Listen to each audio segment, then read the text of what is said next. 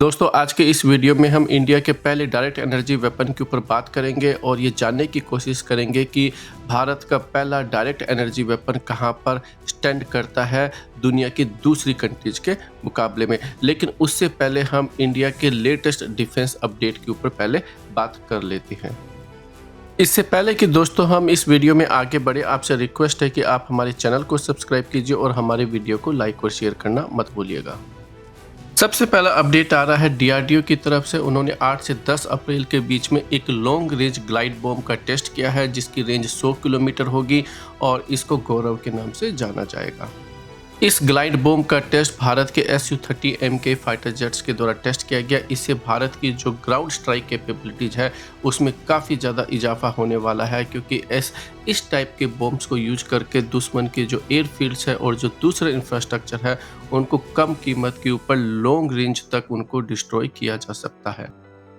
इसके अलावा DRDO chief ने यह कंफर्म किया है कि very short range air defence system वाली मिसाइल और main portable anti tank guided missile, ये दोनों ही बहुत ही जल्दी प्रोडक्शन स्टेज के ऊपर जाने वाली है। और ये भारत के लिए एक बहुत बड़ी न्यूज है, क्योंकि आप रशिया और यूक्रेन के वॉर में देख चुके हैं कि वेरी शॉर्ट रेंज और खास करके जो मेन पोर्टेबल एंटी टैंक जो गाइडेड मिसाइल है उनका बहुत ही अच्छे तरीके से यूज हो रहा है। और इसके अलावा डीआरडीओ चीफ ने यह भी कहा कि इसी साल के अंत तक LCA तेजस MK2 की फर्स्ट फ्लाइट होने वाली है, जो कि भारत की एयरफोर्स के लिए बहुत बड़ी न्यूज है।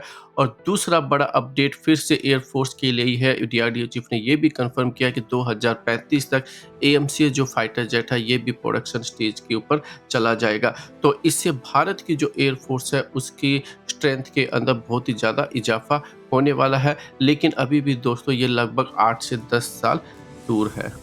इसके अलावा और एक बड़ी न्यूज आ रही है जिसके अंदर भारत अपनी next submarine launch ballistic missile का टेस्ट करने वाला है। इस मिसाइल का नाम K5 होगा और इसकी रेंज 5000 किलोमीटर से ज़्यादा होगी। ये एक तरीके से यूरोप और पूरे चीन और इवन ऑस्ट्रेलिया तक को भी कवर कर सकता है। और इन सारे प्रोजेक्ट्स के ऊपर दोस्तों भारत पिछले 20 से 25 सालों से काम करता हुआ है। कहीं ना कहीं हम इनके बारे में हमेशा पढ़ते हुए आए हैं। लेकिन अब भारत ने एक ऐसे सिस्टम का टेस्ट किया है जिसको भी भारत अब पिछले 20-25 सालों से टेस्ट कर रहा है, लेकिन न्यूज के अंदर वो काफ़ी कम आता है। और उस वेपन सिस्टम का नाम है डायरेक्ट एनर्जी वेपन। आइए अब उसके बारे में जानने की कोशिश करते हैं। लेकिन उससे पहले फिर आपसे एक रिक्वेस्ट है दोस्तों कि आप हमारे चैनल को सब्सक्राइब कीजिए और हमारे वीडियो को लाइक और शेयर करना मत भूलिएगा।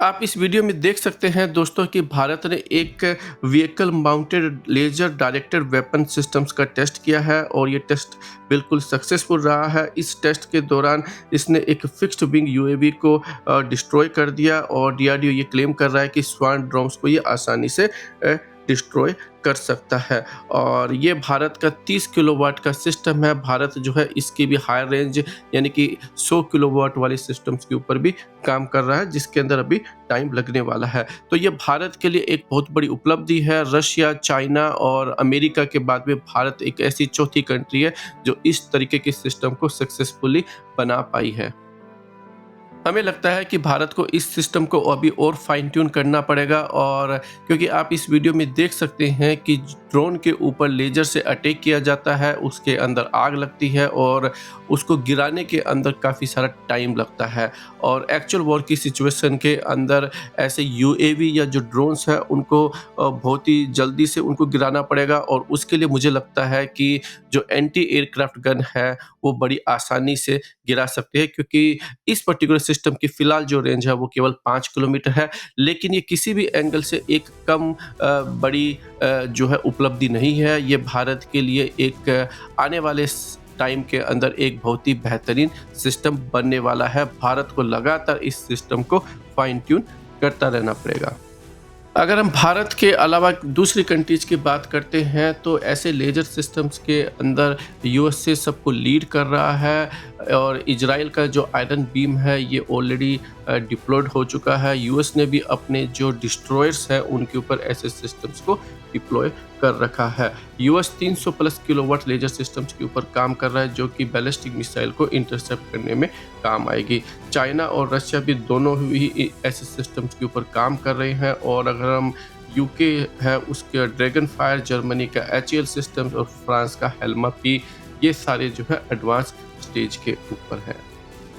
आज के इस वीडियो में दोस्तों इतना ही। आप अपनी ओपिनियन कमेंट सेक्शन में जरूर बताइए। हमारे चैनल को सब्सक्राइब करना मत भूलिएगा।